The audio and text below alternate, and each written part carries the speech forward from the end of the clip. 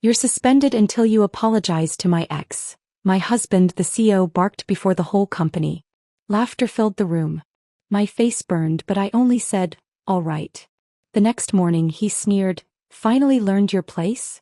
Then he noticed my desk, empty, my badge gone, and legals storming in, trembling. Sir, what have you done? I still remember the exact moment I realized I'd become invisible in my own company. It was at the Spring Tech Expo 3 months before everything fell apart. Nathan stood on stage under bright lights, talking about our revolutionary security framework, to a packed auditorium. He gestured dramatically, his voice confident and practiced. The audience ate it up. Investors leaned forward. Journalists scribbled notes. Me. I was standing backstage, watching through a gap in the curtain, holding the backup presentation file on a USB drive in case his laptop failed. Just in case. Always just in case. Before we continue, I want to thank you for being here. If you believe hard work deserves recognition, please consider subscribing. It's free and helps us reach more women who need this. Now let's see what happened next. When the moderator asked Nathan who'd built the core architecture, he smiled that charming smile and said, "We have an incredible development team. Real innovators." He didn't say my name. Not once. I'm Laura Winters. 34 years old. Systems architect. Lead developer. Co-founder, though you wouldn't know it from the company website. And for 7 years I'd been the invisible backbone of Winters Tech Solutions. The woman who built the skeleton while everyone else admired the suit. 7 years ago this company didn't exist. It was just Nathan's half-formed idea and my code. We started it in our cramped one-bedroom apartment in Brooklyn, the kind of place where you could hear your neighbors' arguments through the walls and the radiator clanged like a prisoner trying to escape. Nathan had the charisma, the business school network, the ability to walk into a room and make people believe in things that didn't exist yet. I had the technical genius, the ability to actually build those things. Late nights, we'd sit across from each other at our tiny kitchen table, laptops glowing, takeout containers piling up. He'd pitch ideas. I'd write code. He'd charm investors. I'd make the product work. It felt like partnership. Felt like love. When we incorporated, Nathan became CEO. I became CTO. He took the corner office with the view. I took the workspace near the server room where the fluorescent lights hummed too loud and gave me headaches. But it was fine, I told myself. We were building something together. We were partners in business and marriage. That was supposed to mean something. For a while it did. But somewhere between series of funding and hiring our 50th employee, something shifted. Nathan stopped introducing me as his co-founder. At investor dinners, I became our lead developer. At tech conferences, I was part of the team. Investors would shake Nathan's hand, congratulate him on his vision, and their eyes would slide right past me like I was furniture. I told myself it didn't matter. I told myself I was being too sensitive, that this was just how the industry worked. Women in tech get used to being overlooked. We learned to swallow it, smile politely, and keep building. I see now that I was being erased. Slowly. Methodically. One introduction at a time. Then 6 months ago, Vanessa Monroe walked back into our lives like a hurricane in designer heels. Nathan's ex-wife. The woman whose name used to make Nathan's jaw tighten whenever it came up. Their divorce had been brutal. Messy accusations, ugly custody fights over their daughter Lily, lawyers billing hours like they were printing money. I'd held Nathan through it all. I'd listened to him vent. I'd reassured him when he doubted himself. I'd been the good wife, the supportive partner. So when the board announced Vanessa's hiring as Chief Innovation Officer, I felt like I'd been sucker punched. It wasn't my choice, Nathan said that evening over dinner, not quite meeting my eyes. The investors insisted. Her reputation in tech is valuable. She has connections we need. What he didn't say, what I found out later from our CFO after too many drinks at a company happy hour, was that Vanessa had leverage. Dirt on 2 board members from her consulting days. Nothing illegal, just embarrassing enough to motivate cooperation. She'd positioned herself perfectly and the board caved. Vanessa's first staff meeting was a masterclass in subtle dominance. She walked in wearing a cream-colored blazer that probably cost more than my monthly car payment. Her dark hair swept back in a way that screamed effortless confidence. She smiled at everyone, warm and charming. Then her eyes landed on me. "You must be Nathan's wife," she said, extending a perfectly manicured hand. Not Laura. Not the CTO. Nathan's wife. I shook her hand and felt the deliberate dismissal in her grip. Firm enough to seem professional, quick enough to show she didn't consider me worth her time. Over the following weeks, Vanessa made her presence known. She attended meetings she had no business being in. She interrupted my technical explanations with buzzword-heavy suggestions that sounded impressive but meant nothing. She'd smile at Nathan after contradicting me, and he'd nod thoughtfully like she'd just discovered fire. Worse, she started presenting ideas that I recognized. Concepts I'd sketched out in internal documents, approaches I'd mentioned in team meetings. She'd repackage them with trendy language and present them as her own innovations. Nathan? He said nothing. Just looked away every time she undermined me, like if he ignored it hard enough, it wouldn't be happening. I started noticing other things too. The way Nathan's assistant would schedule meetings with Vanessa without including me, even when they were discussing systems I'd built. The way Nathan came home later and later, always with some excuse about investor calls or board prep. The way he'd check his phone constantly at dinner, smiling at messages he wouldn't share. 3 months ago everything came to a head.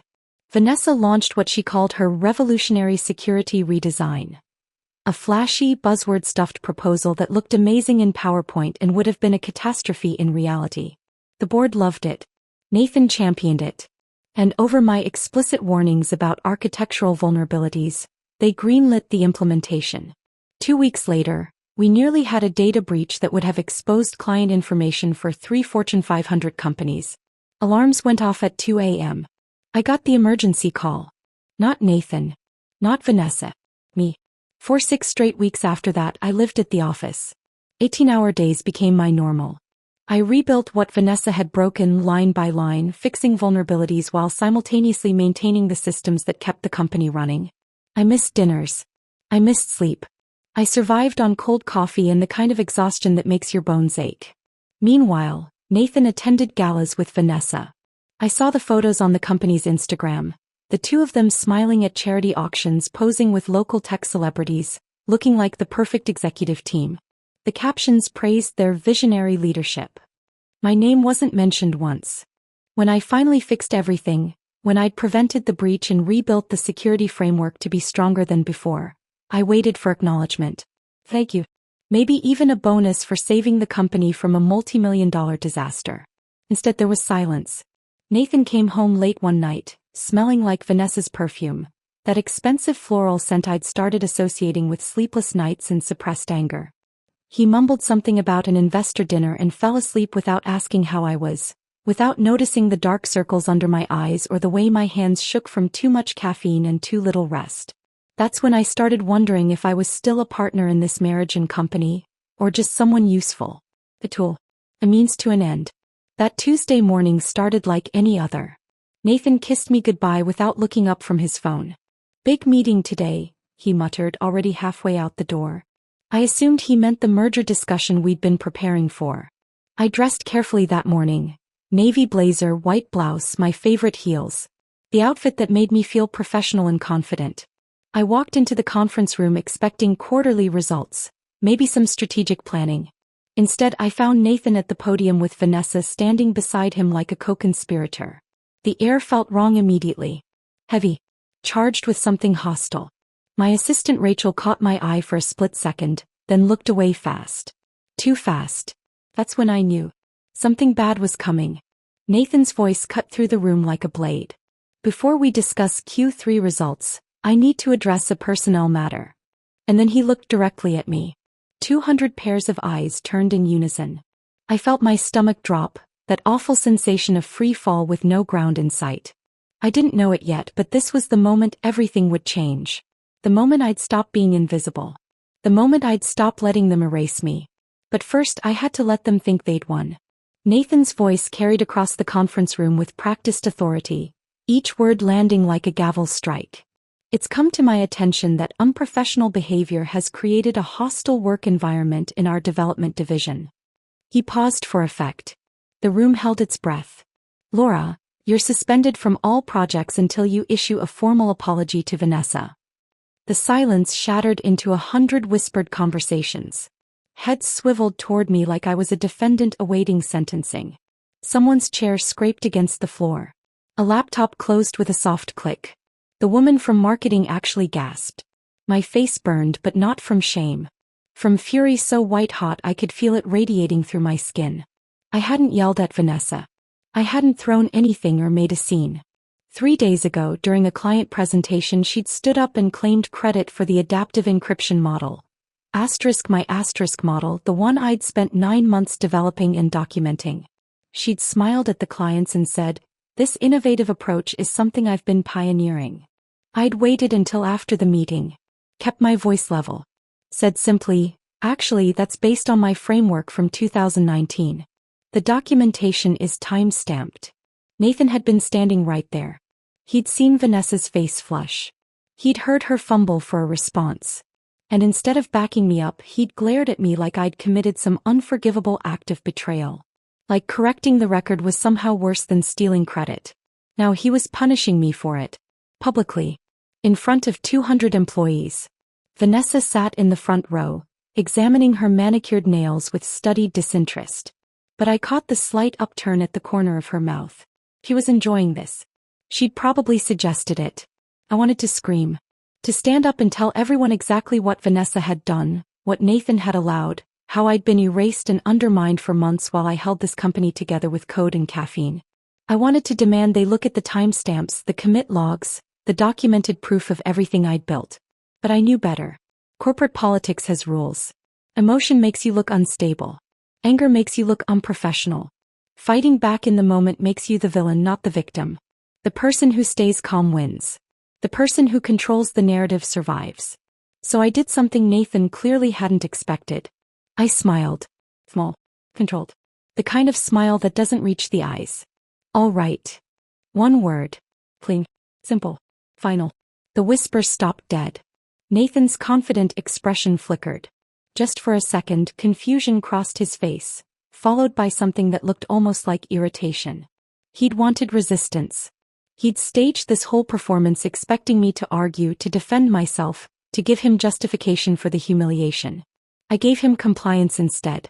The worst kind, the kind that offered no satisfaction. Vanessa's smile faltered too.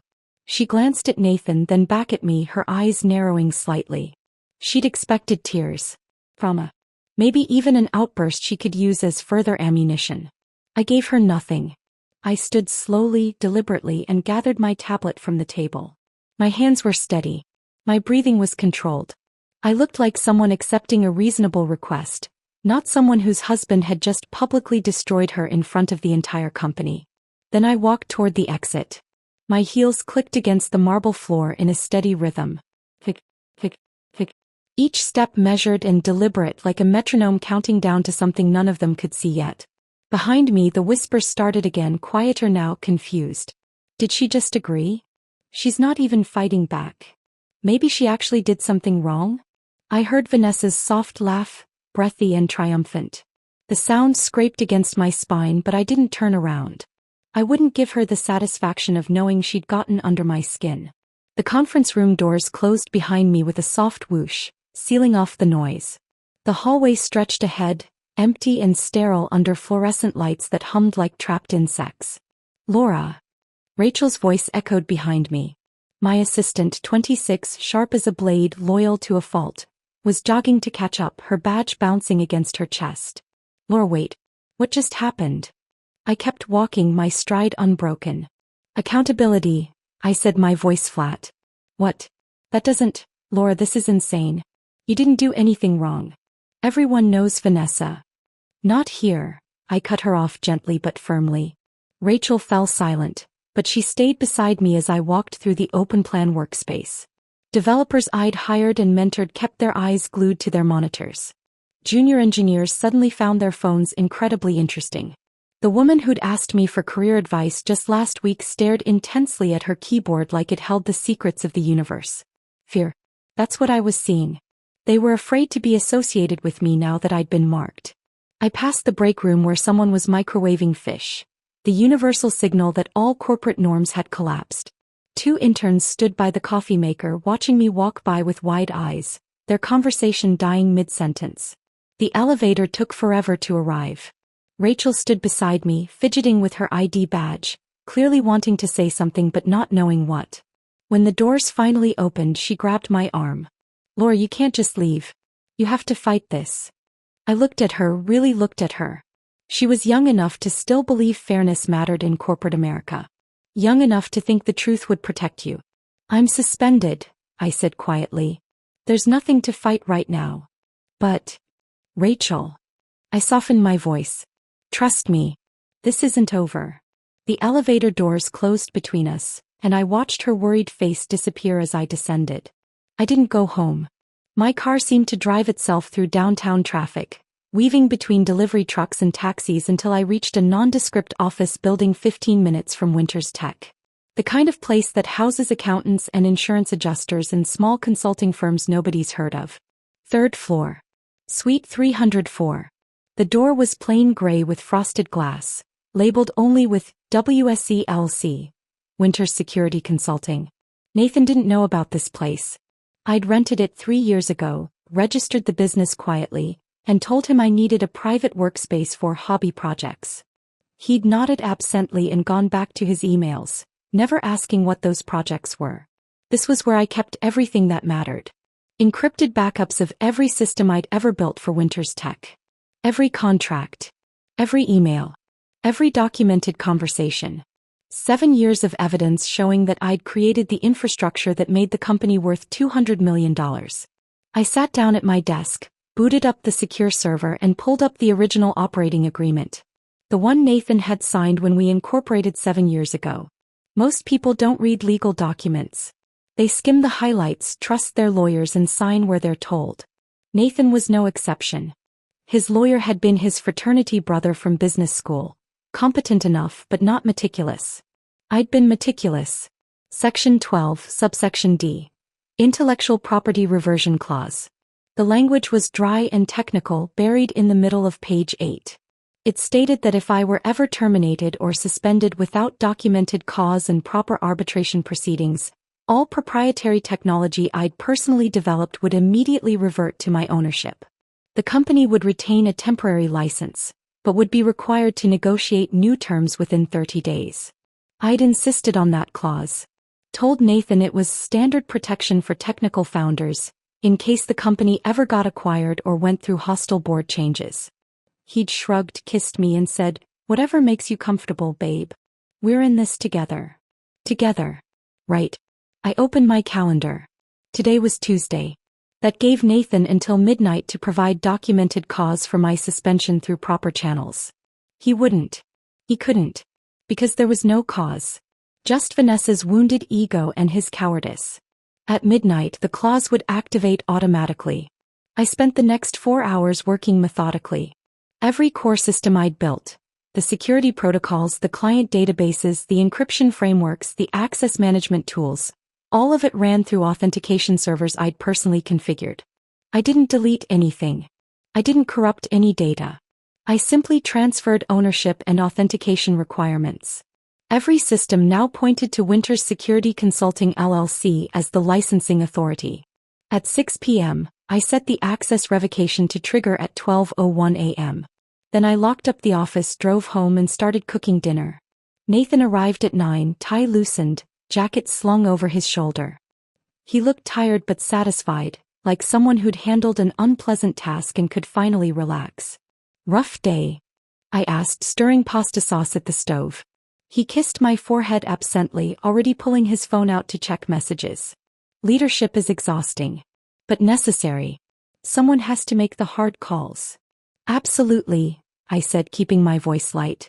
"Accountability is so important." He didn't catch the edge beneath my words. Didn't notice the way I was watching him. Didn't see the smile I was hiding behind the steam rising from the pot. We ate dinner mostly in silence. Nathan scrolled through emails between bites. I sipped wine and thought about timestamps and access protocols and the beautiful, terrible precision of well-written code. That night he fell asleep quickly, one arm thrown across his eyes, snoring softly.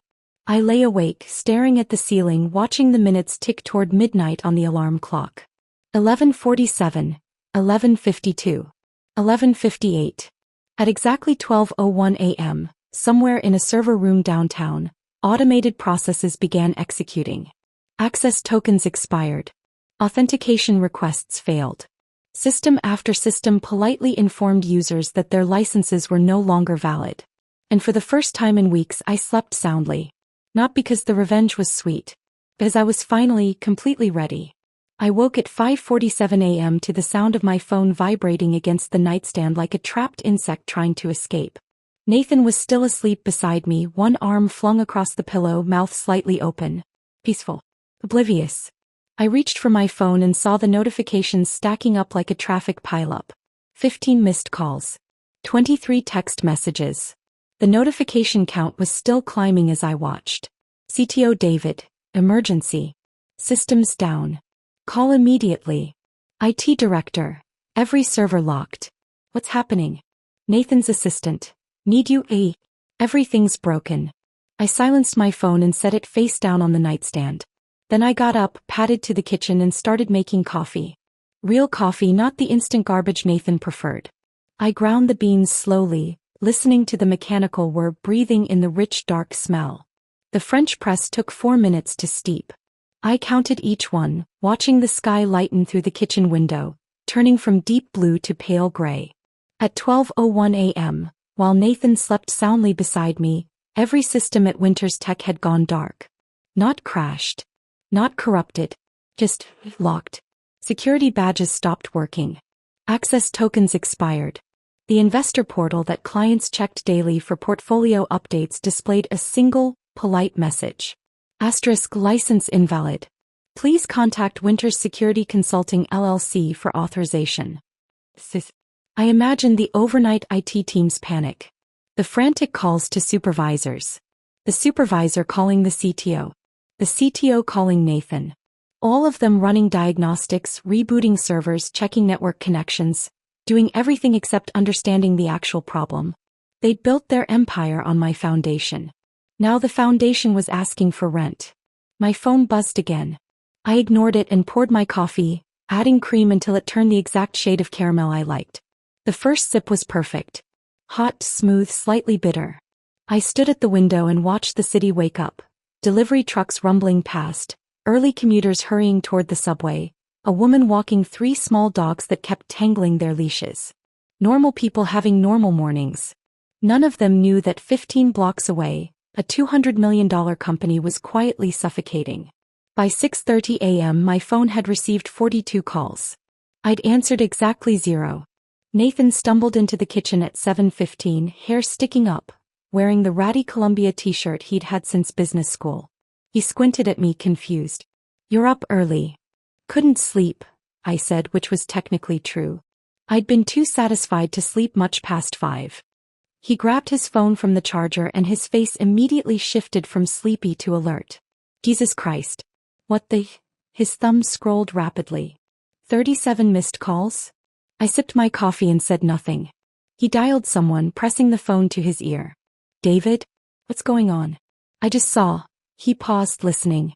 His face cycled through confusion, irritation, then something darker. What do you mean the systems are locked? All of them. Another pause. His eyes found mine across the kitchen. I met his gaze calmly, coffee cup raised to my lips. Some kind of licensing issue? His voice rose slightly. That doesn't make any sense. We own. He stopped. Realization was starting to dawn, slow and terrible. I'll be there in 20 minutes. Get legal on this. Now. He hung up and stared at me. Did you know about this? About what? I asked innocently. The systems. Everything's down. IT says there's some kind of licensing error, but that's impossible because we own everything. He stopped again, the pieces finally clicking together in his sleep-deprived brain. Laura. What did you do? I set my coffee cup down gently. I didn't do anything, Nathan.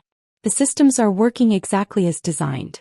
They're just asking for proper authorization. What are you talking about? You should probably call Margaret, I said. Your lawyer. This seems like a legal question. His jaw clenched. Laura, if you sabotaged company systems. I didn't sabotage anything, I interrupted, keeping my voice level. I suggest you check the operating agreement. Section 12, subsection D. The clause you signed 7 years ago. He stared at me like I was speaking another language. Then he turned and stalked toward the bedroom, already dialing another number. I finished my coffee in the quiet kitchen, rinsed the cup and got dressed. Navy blazer. White blouse. The same outfit I'd worn to yesterday's humiliation. But today it felt different. Today it felt like armor. At 7:30, Nathan called my personal line.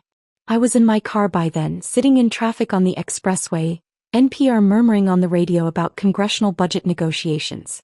I let his call go to voicemail. He called again immediately. I declined it.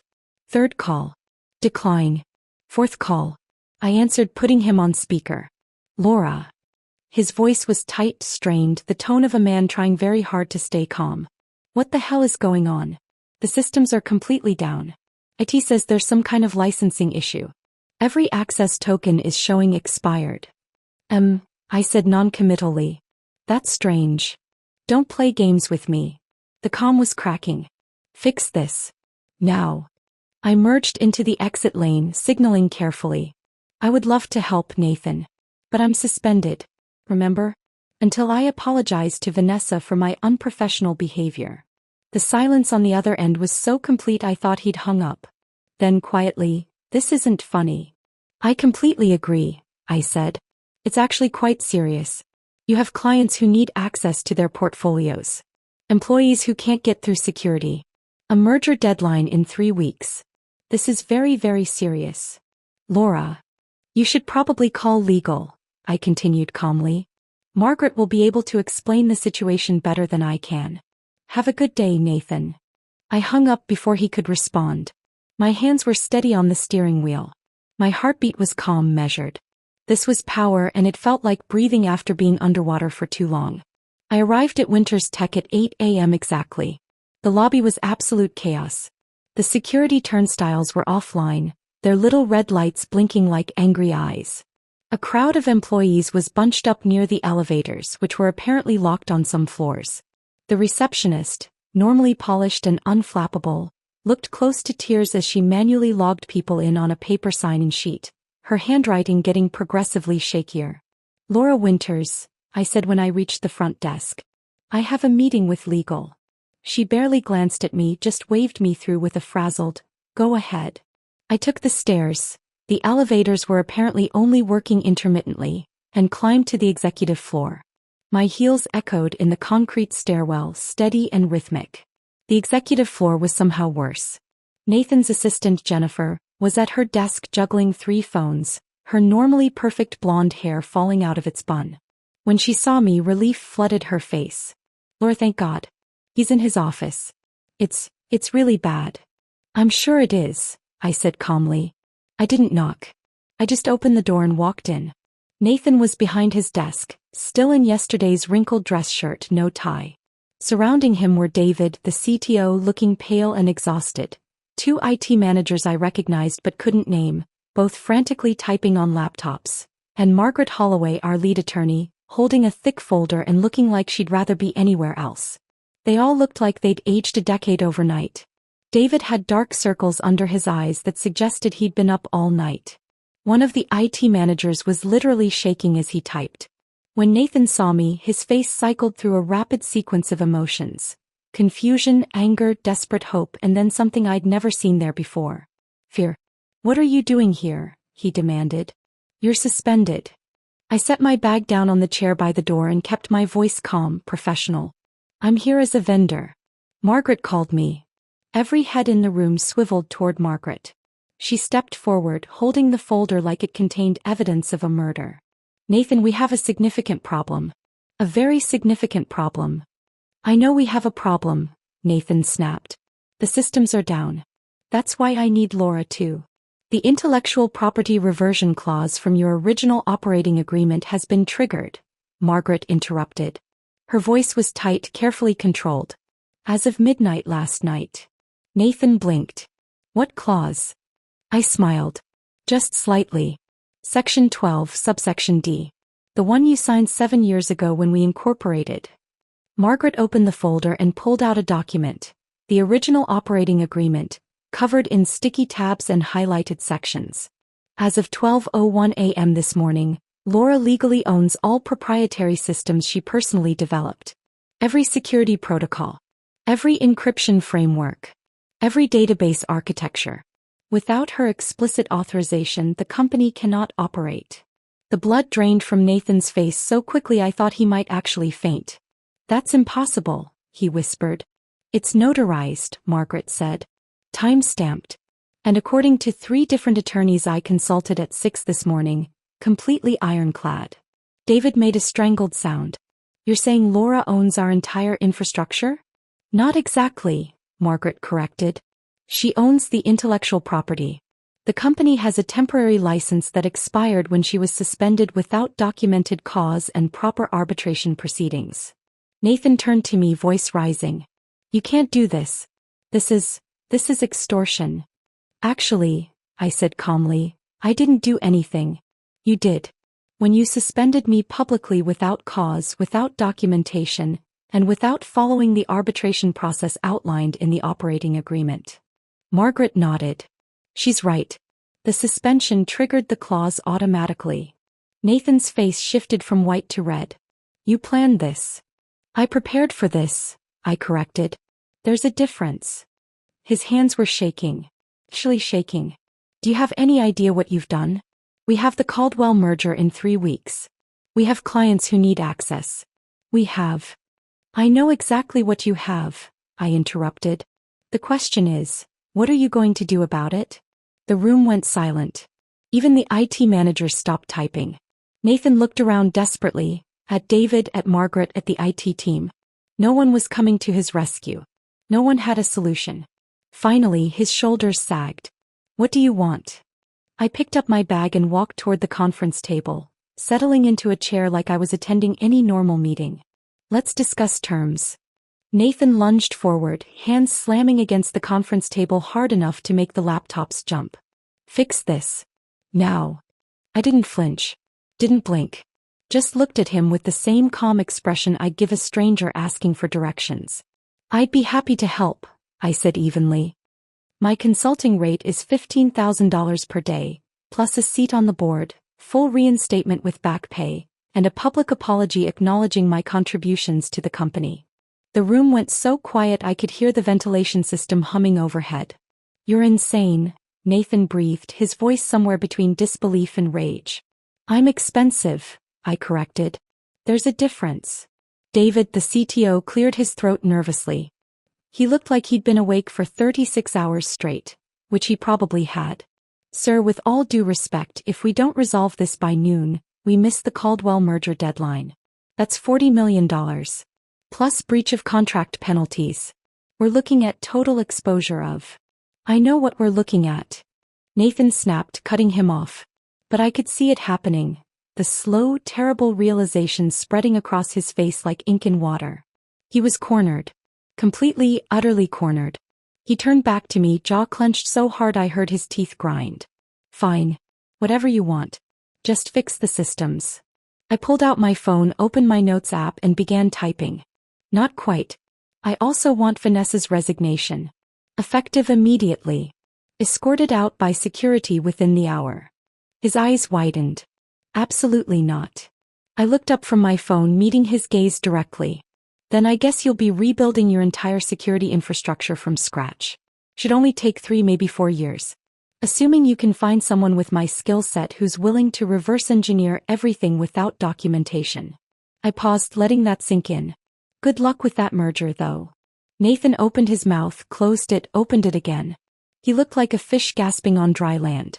One of the IT managers, the younger one with the nervous habit of cracking his knuckles, spoke up quietly. She's right, sir. Without the source documentation, we'd be starting from zero. Every client integration, every security protocol, every. I get it, Nathan interrupted sharply. Margaret, who'd been standing off to the side watching this entire exchange like a referee at a boxing match, stepped forward and leaned close to Nathan's ear. She whispered something I couldn't hear, but I watched his face shift from rage to something closer to despair. He pulled away from her and slumped back into his chair, suddenly looking much older than his 42 years. What do you really want, Laura? His voice was quiet now, stripped of the earlier bravado. Almost pleading. I sat down across from him, folding my hands on the table. I want what I built. Not a licensing agreement. Not consulting fees. Ownership. You want the company? He sounded genuinely shocked. Just the tech division, I clarified. You can keep your CEO title. Keep your corner office with the city view. Keep doing whatever it is you do at those investor galas. But I own the systems. I get 40% equity in the company. And I report directly to the board, not to you. Not to anyone else. Just the board. The silence that followed was absolute. David looked stunned, his mouth slightly open. The IT managers had stopped pretending to work and were just staring. Margaret had pulled out her laptop and was already typing, her fingers flying across the keys. Nathan stared at me like he was seeing me for the first time. Like the woman sitting across from him was a stranger wearing his wife's face. You planned this, he whispered. I prepared for this, I corrected. There's a difference. You created the situation. I simply protected myself from it. Before he could respond, Margaret's phone buzzed. She glanced at the screen, frowned, and stepped toward the door. Excuse me one moment. She opened the door and spoke quietly to someone in the hallway. When she turned back, her assistant, a sharp young woman named Kimberly, followed her in, looking flustered and worried. Ma'am, I'm sorry to interrupt, but we have another situation. Kimberly's voice was tight. It's urgent. Margaret gestured for her to continue. Vanessa Monroe submitted a patent application last week. It came across my desk this morning during the system emergency. Kimberly pulled out her tablet and handed it to Margaret. She's claiming she invented the adaptive security framework. The room went completely still. Then I laughed. I actually laughed out loud, not a polite corporate chuckle but a genuine, surprised laugh that echoed off the glass walls. She did what? Kimberly turned the tablet toward me. There it was, clear as day. A patent application filed 6 days ago with the U.S. Patent and Trademark Office. Applicant, Vanessa Monroe. Title, Revolutionary Adaptive Security Architecture with Dynamic Threat Response. My architecture. My 7 years of work. With her name on it. Nathan's face went from exhausted gray to bone white. Vanessa wouldn't, she couldn't. She absolutely would, Margaret interrupted, her voice sharp as she scanned the document. And she did. This constitutes fraud and intellectual property theft. If this had gone through, the company would own nothing. Vanessa would own everything. I reached into my bag, the one I'd brought specifically for this moment, and pulled out my laptop. I opened it calmly, navigated to a secure folder and turned the screen toward Margaret. Fortunately, I said, I have timestamped code commits going back 7 years. Every single version, every iteration, every design decision documented and stored in multiple encrypted repositories. I also have design documents, email threads, internal memos, and meeting notes. All of it predates Vanessa's involvement by, I glanced at the patent filing date, approximately 6 years and 11 months. Margaret's expression shifted from panic to something that looked almost like admiration. She pulled the laptop closer, scrolling through the directory structure. You documented everything. I'm thorough, I said simply. David leaned over to look at the screen. That's the entire development history. Every branch, every merge, He looked at me with new respect. You kept records of everything. I'm a systems architect, I said. Documentation is literally part of my job description. Nathan was still staring at the patent application on Kimberly's tablet. His hands were shaking slightly. Why would she? What was she thinking? She was thinking she could steal my work and sell it to the highest bidder after she left, I said flatly. Or leverage it to force the company to give her more equity. Either way, she saw an opportunity and took it. Margaret was already on her phone. I'm calling outside counsel. We need to file an immediate challenge to this patent application and potentially pursue criminal charges. Wait, Nathan said hoarsely. Criminal charges? Against Vanessa? She committed fraud, Margaret said bluntly. Filed a false patent application with stolen intellectual property. That's a federal crime, Nathan. If we don't pursue it aggressively, we look complicit. I watched the reality settle over him. The woman he'd defended, the woman he'd chosen over me in meeting after meeting, had just tried to steal the company's most valuable asset. Nathan looked at me, his voice barely above a whisper. What do you want? I leaned forward, holding his gaze. Full ownership of the tech division. 40% equity in Winter's Tech Solutions. A seat on the board with voting rights. And Vanessa Monroe escorted out of this building by security within the hour. Her resignation letter signed and submitted before she leaves. He opened his mouth to argue. Margaret cut him off before he could speak. She has all the leverage, Nathan. Every system, every client contract, every piece of security infrastructure depends on Laura's work. The patent filing proves Vanessa knew exactly how valuable it was. If Laura walks away right now, we're not just facing the Caldwell merger collapse. We're facing breach of contract lawsuits from every client, SEC investigations, and potential bankruptcy within 60 days. Nathan looked around the room desperately, at David who wouldn't meet his eyes, at the IT managers who were suddenly very interested in their shoes, at Margaret who was looking at him with something close to pity. No one was coming to rescue him. No one had a better solution.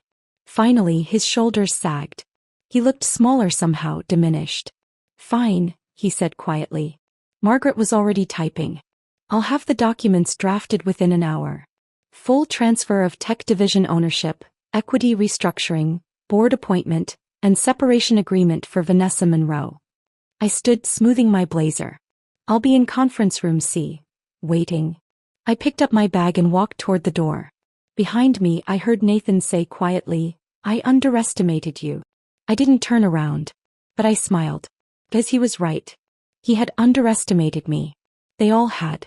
And now they were about to spend the next several years living with the consequences. I pulled the door open and walked out into the hallway, where employees were clustered in nervous groups, whispering about the system outage.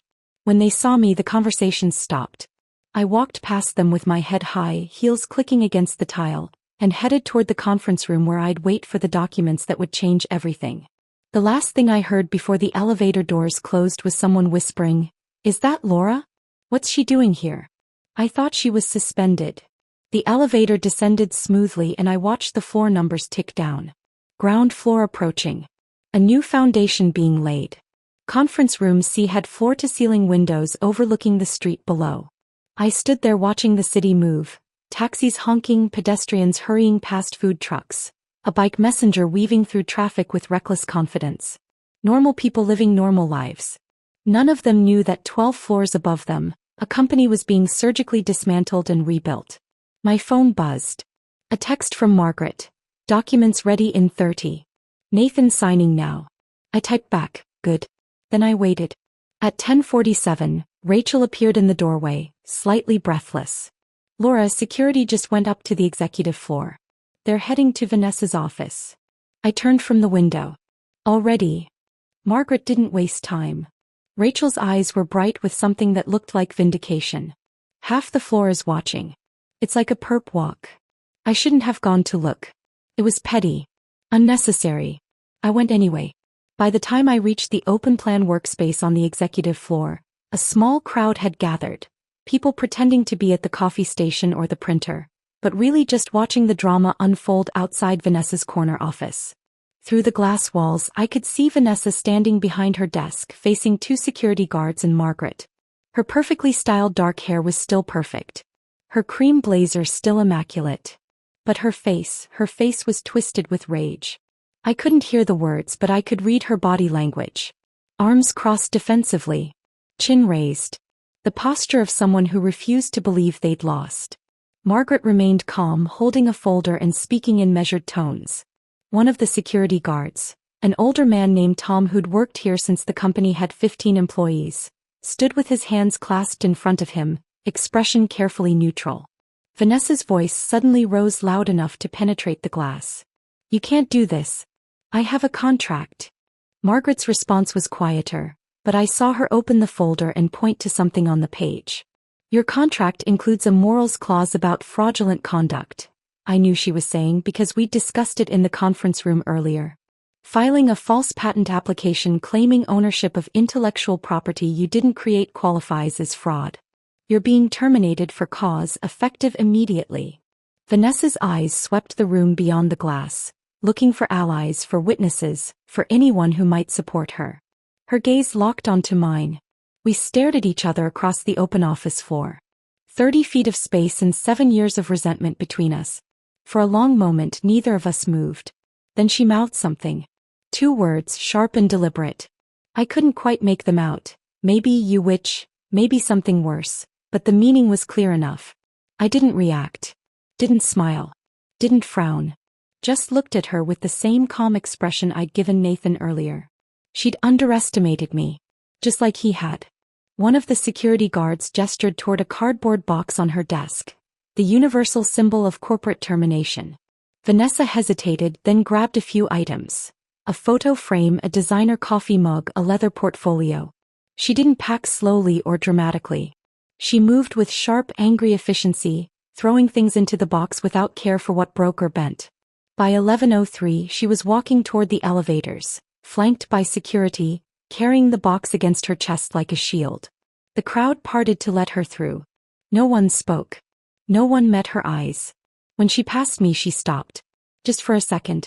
"This isn't over," she said quietly, her voice low enough that only I could hear. I looked at her steadily. "Yes, it is." The security guards urged her forward gently, and she walked to the elevator without looking back. The doors closed. She was gone.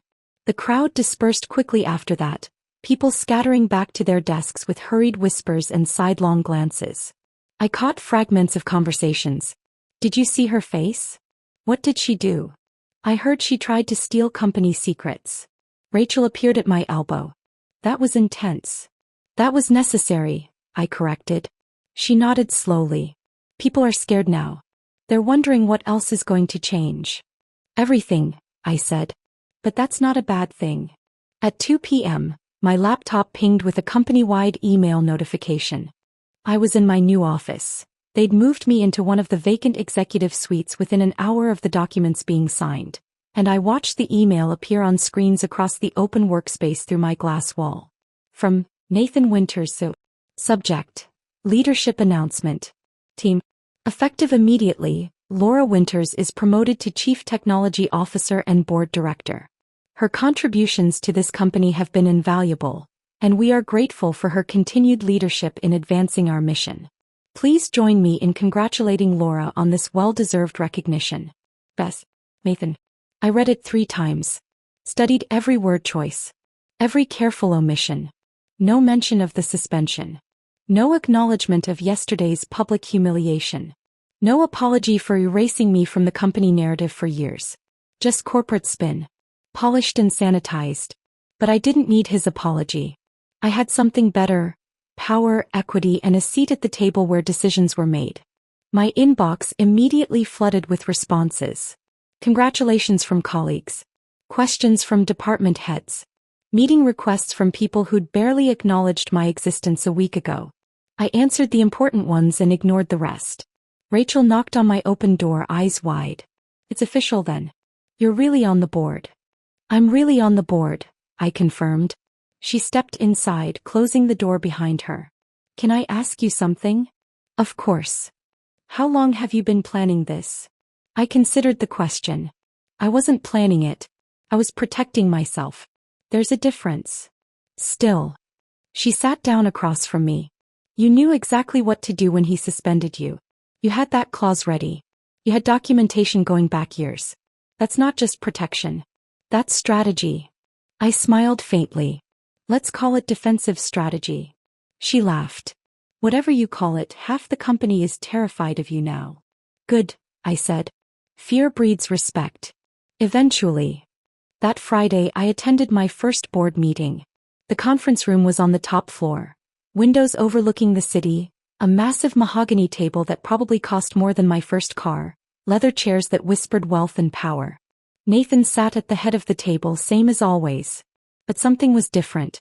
His shoulders were tighter. His smile was forced. The easy confidence that usually filled the room like expensive cologne was gone. I sat 3 seats down on the left side. Margaret sat beside me, her laptop open and ready. The other board members trickled in. Robert Chin, the venture capitalist who'd led our Series B. Sandra Ellis, a tech industry veteran with 30 years of experience. Michael Torres, our CFO, and 2 others I recognized but hadn't worked with directly. Nathan started the meeting with the standard opening remarks, but his voice lacked conviction. He stumbled slightly over the agenda items, had to check his notes twice, kept clearing his throat. When he reached the Caldwell merger discussion, he fumbled the projections, mixing up revenue forecasts and security audit timelines. Sandra frowned. Nathan, can you clarify the security integration timeline? The buyer needs assurance that. I can address that, I said smoothly, opening my tablet. Everyone turned toward me. I pulled up the updated security assurance documentation, the work I'd completed after rebuilding Vanessa's disaster, and walked them through the integration timeline, the redundancy protocols, the third-party audit results. The room was silent except for my voice. When I finished, Robert leaned forward. This is excellent work, Laura. Thorough, detailed, exactly what we need. He glanced at Nathan, then back to me. Why haven't we heard more from you in these meetings before? I met his gaze calmly. Good question. Nathan shifted uncomfortably. Sandra's expression was carefully neutral, but I saw something shift in her eyes, a new calculation being made. The meeting continued. The board approved the merger unanimously. When Nathan called for adjournment, people gathered their things quickly, clearly ready to escape the tension. Robert caught up with me at the door. Laura, do you have a minute? We stepped into an empty hallway alcove.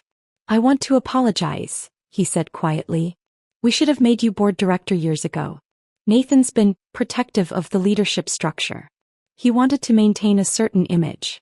He paused. We let him. You did, I agreed. He had the grace to look uncomfortable. That was a mistake. You've been carrying this company technically for a long time. Yes, I said simply. I have. It won't happen again, he said. You have my word. I nodded. I appreciate that. He smiled slightly. For what it's worth, you scared the hell out of Nathan this week. That clause was brilliant. It was necessary, I corrected. Even better, he said. That evening, Nathan came home after 9. I was on the couch in our condo, reviewing vendor contracts for a new project, a glass of red wine on the side table. I'd changed into comfortable clothes, yoga pants and an old college sweatshirt, but I was still working. He stood in the doorway for a long moment, just looking at me. Happy now? He finally asked, his voice heavy with bitterness. I looked up from the contract. I'm satisfied. There's a difference. He walked to the armchair across from me and sat down heavily, loosening his tie. He looked exhausted. Defeated. I underestimated you, he said quietly. Yes, I said simply. You did. We sat in silence for a while. The city hummed beyond our windows. A siren wailed somewhere distant. Is this how it's going to be now? He asked. You at the board meetings, me. What? Reporting to you. You report to the board, I said. Same as always. I'm just part of that board now. That's not what I mean. I set the contract aside. Then what do you mean, Nathan? He ran his hands through his hair. I mean us. This marriage. Is there anything left? I took a sip of wine, considering my answer carefully. That depends, I said finally. Can you treat me like a partner instead of an employee? He was silent for a long time. The seconds stretched into minutes. Finally he said, I don't know. I nodded slowly. Then we have nothing left to discuss. He stood, walked toward the bedroom and closed the door behind him. I stayed on the couch, staring out at the city lights blinking in the darkness. Something between us had broken, something fundamental and irreparable. And for the first time in 7 years I was completely okay with that. The bedroom door stayed closed that night. And the next night. And the one after that. Nathan moved into the guest room without discussion, taking only his pillow and a change of clothes. We passed each other in the mornings like roommates who'd signed a lease together by accident. Polite, distant, careful not to make eye contact too long. I told myself it was temporary. That we needed space. That maybe after some time we could figure out how to exist in the same home again. But 2 weeks later I knew the truth. We were already living separate lives. We just hadn't made it official yet. On a Tuesday morning, exactly 16 days after I'd taken my seat on the board, I called Diana Frost. Diana was a divorce attorney who'd been recommended by Margaret. If you ever need to untangle a complicated marriage, Margaret had said carefully, she's the best. Discreet, strategic, and she doesn't lose. Diana's office was in a sleek high-rise downtown, all glass and steel and minimalist furniture that cost more than it looked. She was in her early 50s, with silver-streaked hair cut in a sharp bob and glasses that made her look like a librarian who moonlighted as a corporate assassin. "Tell me what you need," she said after we'd exchanged pleasantries and she'd poured us both coffee from an expensive-looking French press. I laid it out simply. I want a divorce. My husband and I co-own a tech company. I have 40% equity. He's the CEO. I'm CTO and board director. It's complicated, but I want it clean. Diana made notes on a legal pad, her handwriting precise and angular. How complicated? We started the company together 7 years ago. I built all the proprietary technology. He handled business development. Recently things deteriorated. He publicly humiliated me, suspended me without cause, and I had to leverage an IP reversion clause to get my position back. Diana looked up sharply. You have an IP reversion clause in your operating agreement? I do. And it held up? Completely. She smiled. The kind of smile a chess player gives when they realize their opponent just made a fatal mistake. Then you have significant leverage. He can't push you out. He can't buy you out without your consent. You own the foundation the company is built on. I know, I said. But I don't want to destroy him. I just want what's fair. Diana set down her pen. Fair is exactly what we'll get. But Laura, in my experience, fair often looks like victory to the person who's been underestimated for too long. Are you prepared for that? I thought about it. About Nathan's face when he'd realized what I'd done. About Vanessa being escorted out by security. About sitting at the board table and finally being heard. Yes, I said. I'm prepared. Nathan received the divorce papers on a Thursday. I was in my office reviewing vendor contracts when Rachel buzzed me. Nathan's here. He doesn't have an appointment, but he's asking to see you. I glanced at my calendar. I had 20 minutes before my next meeting. Send him in. Nathan walked through the door looking like he hadn't slept in days. His tie was loosened, his shirt wrinkled, his eyes red-rimmed. He closed the door behind him carefully, like he was afraid it might shatter. Laura. His voice was hoarse. Please. Can we talk about this? I gestured to the chair across from my desk.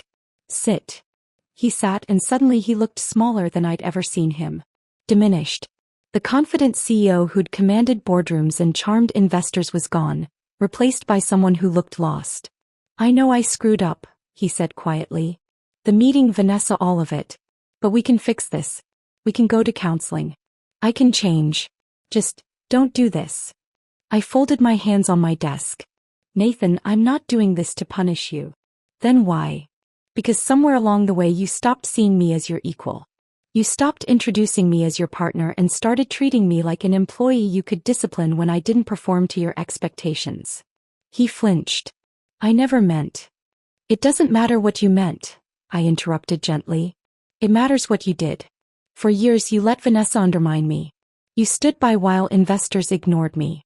You took credit for work I did and acted like my contributions were just expected. Like I was supposed to build the infrastructure while you collected the accolades. I didn't see it that way. I know, I said. That's the problem. He was silent for a long moment, staring at his hands. What do you want from me? A clean split, I said. You keep the CEO title. I keep my equity and full control of the tech division. We remain co-owners, but we work independently. We don't have to be enemies, Nathan. We just can't be married anymore. His voice was barely a whisper. Is there anything I can do to change your mind? I thought about that question. Really thought about it. Can you honestly tell me you see me as your equal? I asked. Not as my wife. Not as the person who built the tech. As your equal partner in every sense of the word. He opened his mouth. Closed it. Looked away. That was answer enough. I didn't think so, I said softly. He stood slowly like his joints hurt. I'll have my lawyer contact Diana. Thank you. He walked to the door, then paused with his hand on the handle. For what it's worth, I really did love you. I know, I said. But love isn't enough when there's no respect. He left without another word. The divorce was finalized 3 months later. It was surprisingly amicable as far as high-asset divorces go. Nathan didn't fight me on the equity split or the tech division control. He didn't drag it out with endless motions and counter-motions. Diana suspected he knew he couldn't win. He's smart enough to recognize when he's outmatched, she said during one of our final meetings. And honestly, I think part of him knows you're right. That makes it easier. We divided our assets with surgical precision. I kept the downtown condo, the 2-bedroom with the balcony overlooking the city that I'd always loved. Nathan kept the house in the suburbs, the 4-bedroom colonial with the yard and the garage he'd insisted we needed for the future. We sold the vacation property in Vermont, the cabin we'd bought 3 years ago with dreams of weekend getaways that never happened because Nathan was always too busy with investor meetings. We split the proceeds down the middle. The retirement accounts, the investment portfolios, the art collection, all of it divided with mathematical fairness. On the day we signed the final papers, we met in a conference room at Diana's office. Nathan's lawyer was there too, a quiet man named Stephen who mostly just reviewed documents and nodded. The notary walked us through the signatures, her voice professionally neutral. Sign here. Initial here. Date here. 23 pages of legal jargon reducing 7 years of marriage to bullet points and asset divisions. When it was done, Nathan looked at me across the polished conference table. His eyes were sad but clear. I really did love you, you know. I met his gaze. I know. But love isn't enough when there's no respect. He nodded slowly, understanding finally settling into his expression. I'm sorry it took me this long to see that. Me too. We shook hands, formal final. The notary witnessed it like it was just another business transaction. And maybe that's all it was anymore. The first month after the divorce was strange. I'd lived with Nathan for 7 years. First in the cramped Brooklyn apartment, then in progressively nicer places as the company grew. I'd gotten used to the sound of him moving through our space, the way he left coffee cups on the counter, the particular rhythm of his breathing when he slept. Coming home to silence was disorienting at first. But slowly I started to reclaim the space as mine.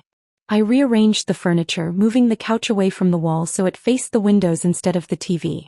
I painted the bedroom walls a soft gray blue that Nathan had always vetoed as too cold. I hung art I'd bought years ago but never displayed because he'd called it too abstract or too modern.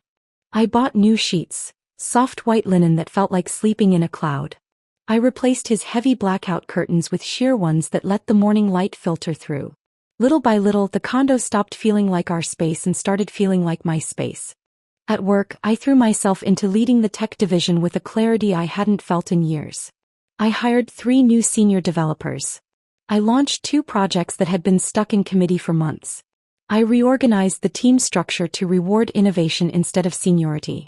Employees who'd once avoided me in the hallways now stopped to ask questions, to pitch ideas, to seek my input on decisions. Rachel became my right hand, managing schedules and priorities with fierce efficiency. You're different now, she said one afternoon as we reviewed project timelines. More, I don't know, present. I'm not carrying as much weight, I said. The divorce. Among other things. She nodded. For what it's worth, I think you made the right call. You seem happier. I considered that. I think I am. One evening about 6 weeks after the divorce was finalized, I stood on my balcony with a glass of wine, watching the sun set over the city. The sky was painted in shades of orange and pink, the buildings silhouetted against the fading light. For the first time in years, maybe for the first time since Nathan and I had gotten married, I felt light. Not happy exactly. Not yet. But light. Free. Like I'd been carrying a weight so long I'd forgotten it was there, and now someone had lifted it off my shoulders. I was alone. But I wasn't lonely. I was whole. And that, I realized, was worth more than any marriage certificate. The balcony became my thinking space. Every evening after work, I'd stand there with a glass of wine or a cup of tea, watching the city transition from day to night.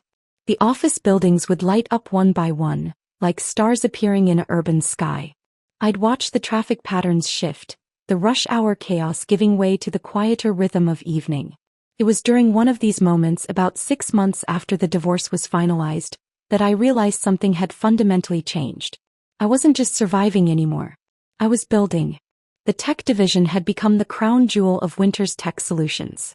In the 6 months since I'd taken full control, we'd grown from 32 employees to 57. I'd hired aggressively, not the safe, credentialed candidates that HR usually pushed, but young, hungry developers with unconventional backgrounds. The kid who'd taught himself to code in high school and never bothered with college. The woman who'd left a PhD program because she wanted to build things instead of theorize about them. The former gaming developer who saw security vulnerabilities the way chess masters see checkmates 3 moves ahead. They were brilliant, ambitious, and they trusted me in a way they'd never trusted Nathan. We launched 2 new products that quarter. The first was an AI-driven threat detection system that learned from attack patterns in real time, adapting faster than any manual security protocol. We called it Sentinel Watch. Within 2 weeks of launch, we had 12 enterprise clients signed on, including 2 Fortune 100 companies. The second was a blockchain-based data verification platform that made it virtually impossible to tamper with audit trails. Perfect for financial services, healthcare, any industry where data integrity was critical. We called it Chain-Proof. Both products were immediate hits. Tech publications ran features. Industry analysts upgraded our company ratings. Clients who'd been lukewarm suddenly wanted meetings. At the next board meeting, Robert leaned back in his chair and said, "Laura, your division is carrying this company. We need to talk about expansion." I'd been waiting for this. I pulled up a presentation I'd prepared. I have some ideas. For the next 20 minutes, I walked them through my vision. Opening a West Coast office, hiring specialized teams for different verticals, potentially acquiring a smaller security firm to expand our capabilities. The board members listened intently, asked smart questions, nodded at the right moments. Nathan sat at the far end of the table, silent. His CEO title felt increasingly ceremonial. He still managed day-to-day operations, HR issues, facility management, vendor negotiations, but I was the one driving growth. I was the one bringing in new revenue. It was a complete reversal of our original dynamic, and neither of us had quite anticipated how strange it would feel. After the meeting, Sandra pulled me aside. "That was impressive. You've really come into your own." "Thank you," I said. "Between you and me," she lowered her voice, "the board's been discussing succession planning. He's struggling. We may need to make some changes in the next year." I nodded slowly. "I understand." He studied my face. "How would you feel about that?" "It's not personal," I said. "It's what's best for the company." She smiled. "Good answer." 2 weeks later, my assistant buzzed me during lunch. "Laura, there's a Marcus Lynn on the line. He says you don't know him, but he's hoping you'll take the call." I didn't recognize the name. "What company?" "Sentinel Systems." I'd heard of them.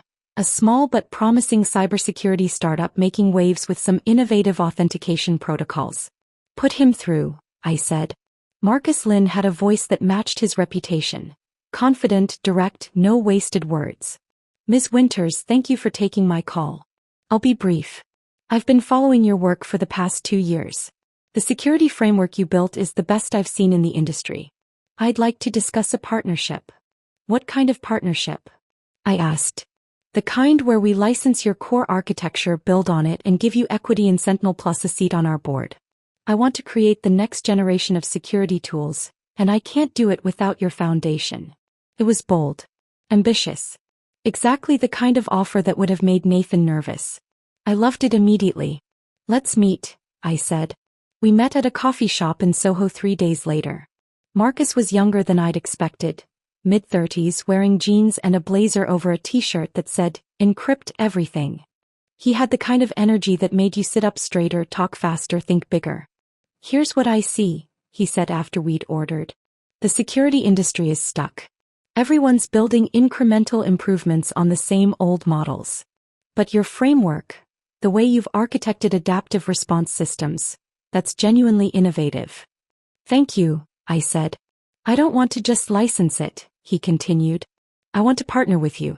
Your architecture as the foundation, my team building the next layer of intelligent threat response. We split the revenue, you get 15% equity in Sentinel, and you help guide the technical direction." I sipped my coffee, considering. "Why not just hire your own architect?" "Because they wouldn't be you," he said simply. "You think 3 moves ahead. That's rare." We talked for 2 hours. About security models, about the future of cyber threats, about building companies that prioritized innovation over politics. When we finally stood to leave, I shook his hand. "Send me the term sheet. I'm interested." He grinned. "You won't regret this." 3 months later, Sentinel Systems launched Sentinel Guard, a next-generation security platform built on my architecture and Marcus's team's innovations. The tech press went wild. TechCrunch, revolutionary security platform disrupts industry standards. Wired, meet the architect behind the year's most innovative cybersecurity tool. Forbes, Laura Winters, from corporate shadow to industry pioneer. Suddenly, I wasn't Nathan's ex-wife, or the developer at Winters Tech. I was Laura Winters, innovator. My name was on conference keynotes.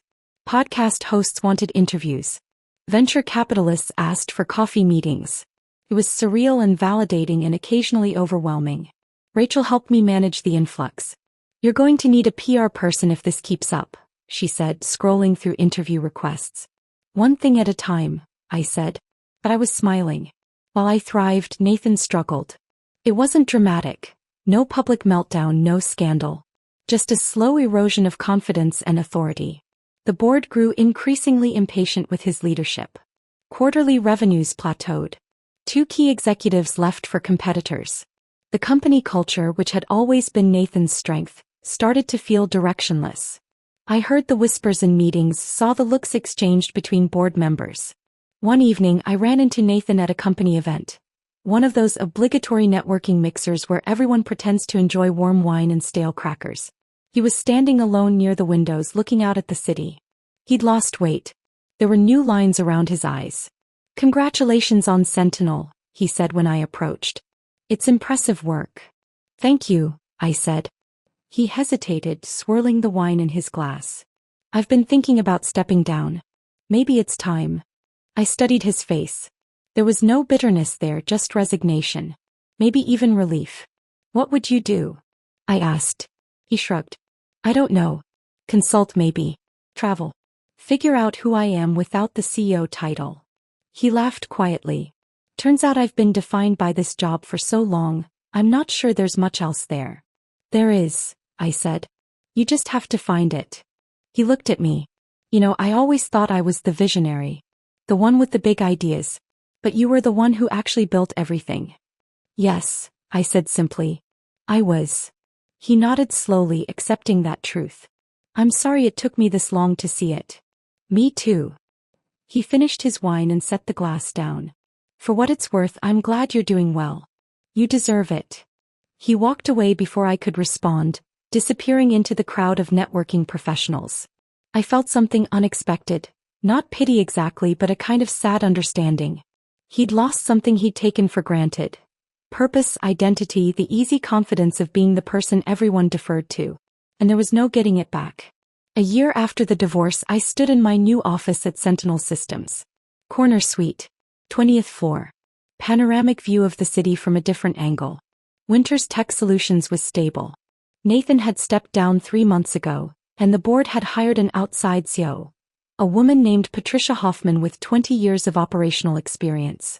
I remained CTO and board director with my 40% equity, but I wasn't there every day anymore.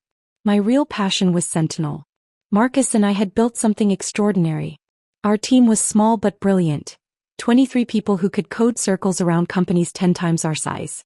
We were working on projects that felt genuinely innovative, not just incremental improvements.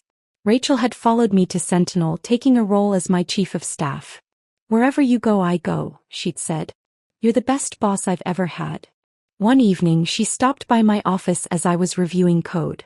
"You look happy," she said. I glanced up. "I am." "Any regrets?" I thought about the question. About the years I'd spent being invisible, building Nathan's empire while my name disappeared from the story. About the public humiliation, the clause I'd had to activate, the marriage that had crumbled.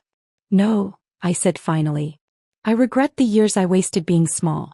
But not what I did to change it." She nodded. "Good. Because you're kind of a legend now. People in the industry talk about you the way they talk about the greats." I laughed. "I'm just getting started." And I meant it. Because building something that was truly mine, working with people who saw my value, creating technology that mattered. This was what I'd always wanted. I just had to lose everything to find it. Rachel left my office that evening and I stayed late the way I often did now. Not because I had to, but because I wanted to. The city lights stretched out below me like a circuit board, Each window a connection point in a vast network of lives and ambitions. Somewhere out there people were building things, breaking things, starting over. I was one of them now. Not the woman in the background. Not the invisible architect. Just Laura Winters. Building her empire. 2 years after everything had imploded, after the suspension, the clause activation, the divorce, I attended a tech conference in Austin. It was one of those massive industry events where everyone wore branded hoodies and expensive sneakers, where panel discussions ran simultaneously across 4 ballrooms, where the coffee was surprisingly good and the networking was aggressively optimistic. I was there as a keynote speaker, building resilient security architectures in an AI-driven world. The room had been packed, standing room only, and the questions afterward had been sharp and engaged. I was riding that post-presentation high, the one where you feel like maybe you actually know what you're talking about, when I saw her. Vanessa Monroe. She was across the hotel ballroom at a cocktail reception, standing near a display booth for a startup I didn't recognize. She looked polished as always, tailored dress, perfect hair, but there was something strained around her eyes. A tightness that hadn't been there before. I watched her present to a small group gathered around the booth. Her gestures were animated, her smile bright, but I could read the desperation underneath. The startup was struggling. Anyone who'd been in the industry long enough could see it. After her presentation, the small crowd dispersed quickly. She was left standing alone, adjusting materials on the display table with slightly too much focus. I should have walked away. Should have gotten another glass of wine and found Marcus to debrief the day. Dad, I walked over. Vanessa. She turned, and for a split second genuine surprise crossed her face. Then her professional mask slid into place. Laura. Her voice was cool, controlled. I saw your keynote was well attended. Congratulations. Thank you, I said. Your presentation looked interesting. We stood there in that awkward space where 2 people who'd once been enemies try to figure out if they're still fighting. Finally, she said, I underestimated you. I took a sip of my wine. Yes. You did. For what it's worth, she continued, her voice quieter now, Nathan underestimated you too. We both did. I know. She studied me for a moment and I saw something shift in her expression. Something almost like respect. You won. I shook my head. I didn't win. I just stopped losing. She smiled faintly, a real smile this time, not the polished corporate version. There's a difference? A big one. She nodded slowly, then extended her hand. For what it's worth, I'm sorry. About the patent filing. About the way I treated you. You were better than I gave you credit for.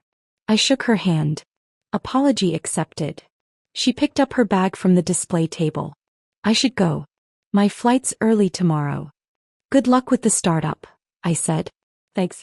I'll need it. She walked away, disappearing into the crowd of conference attendees in their startup t-shirts and venture capital confidence. I watched her go and felt nothing. No anger. No satisfaction. Not even the hollow victory I might have expected. Just indifference. He was part of my past. And I was done looking back. Around that same time I started seeing someone.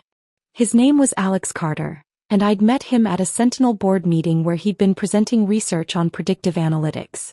He was a data scientist, brilliant, thoughtful, with the kind of mind that found patterns where others saw chaos.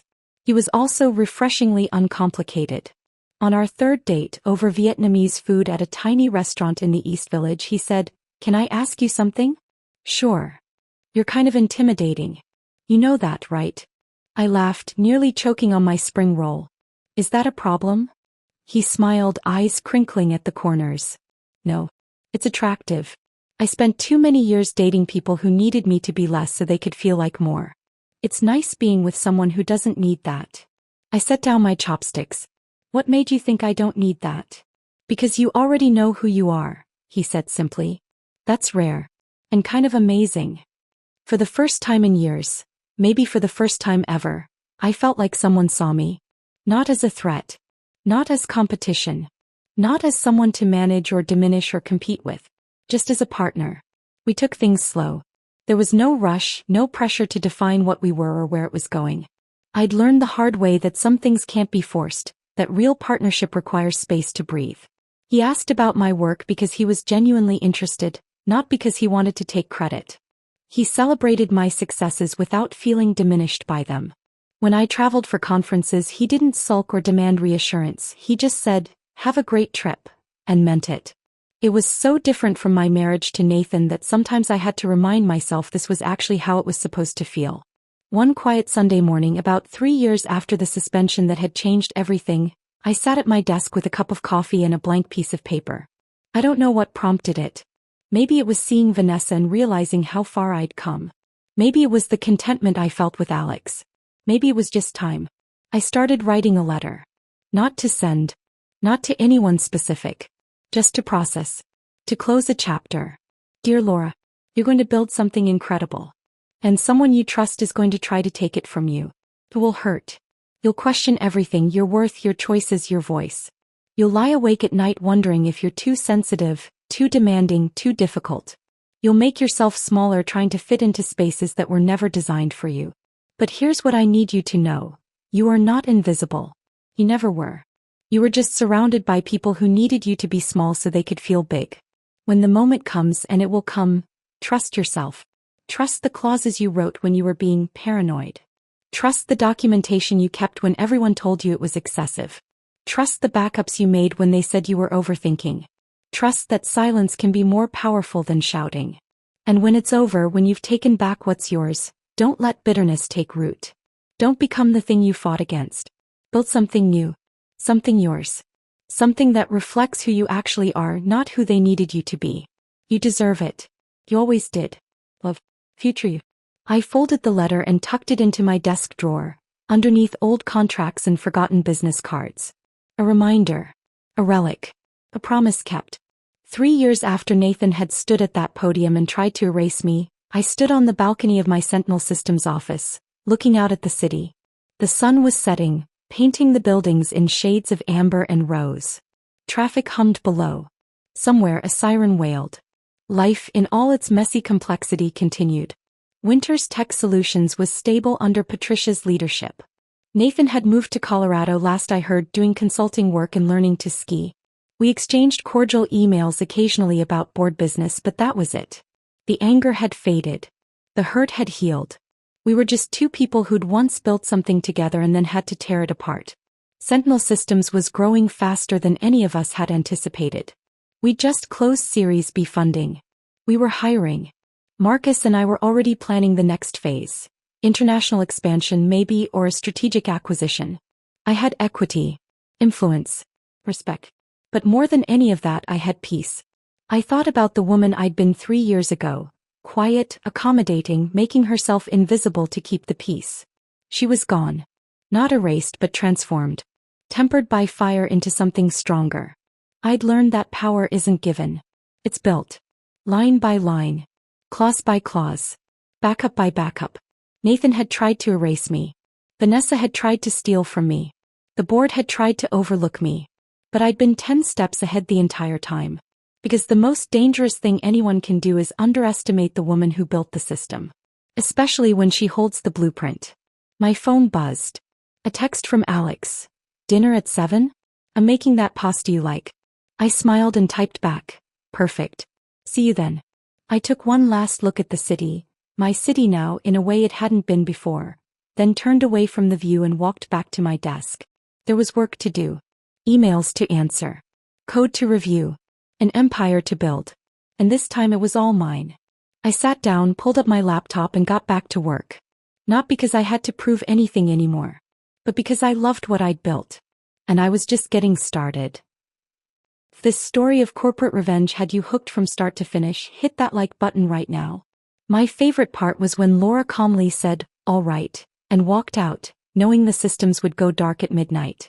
What was your favorite moment? Drop it in the comments below. Don't miss more incredible revenge stories like this. Subscribe and hit that notification bell so you never miss an upload.